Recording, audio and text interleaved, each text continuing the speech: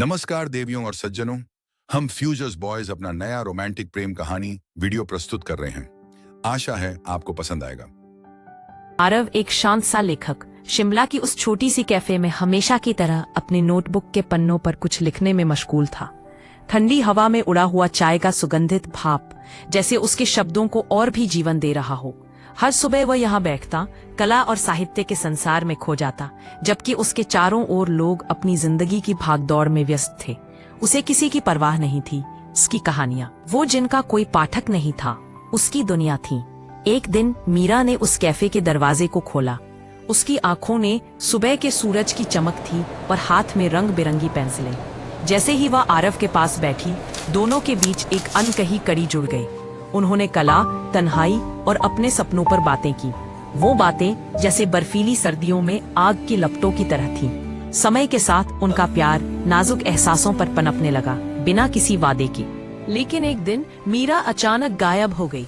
उसका घर बंद था, फोन का कोई जवाब नहीं। आरव ने उसे हर जगह खोजा, हॉस्पिटल, पुलिस स्टेशन, लेकिन उसकी कहीं कोई निशानी नहीं मिली।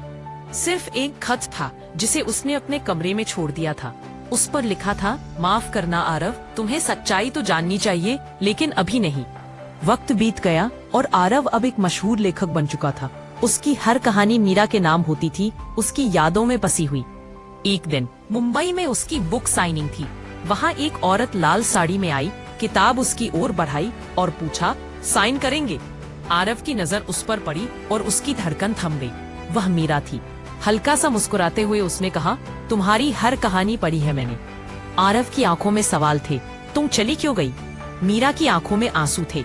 उसने कहा, क्योंकि मैं पहले से शादीशुदा थी आरव।